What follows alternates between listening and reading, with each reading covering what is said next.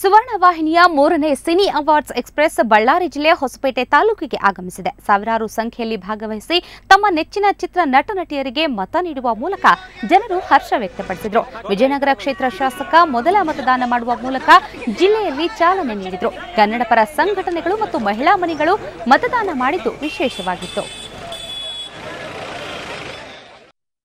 ಸಾರ್ವಜನಿಕರ ಅಭಿಪ್ರಾಯ ತೆಗೆದುಕೊಂಡು ಚಲನಚಿತ್ರ ನಟರನ್ನು ಆಯ್ಕೆ ಮಾಡುವಂಥ ಒಂದು ಪರಿಸ್ಥಿತಿ ಭಾಳ ಒಳ್ಳೆಯ ಪರಿಸ್ಥಿತಿ ಆಗಿದೆ. ಯಾಕಂದರೆ ಮುಂದಿನ ದಿನಗಳಲ್ಲಿ ಜನರ ಅಭಿಪ್ರಾಯಕ್ಕೆ ಮನ್ನಣೆ ಕೊಟ್ಟು ಅವರಿಗೆ ಹೀರೋ ಅದು ನಟರನ್ನು ಆಯ್ಕೆ ಮಾಡುವುದು, ನಟಿಯರನ್ನು ಆಯ್ಕೆ ಮಾಡುವುದು ಒಂದು ಒಳ್ಳೆಯ ಸಂಪ್ರದಾಯ ಆಗಿದೆ.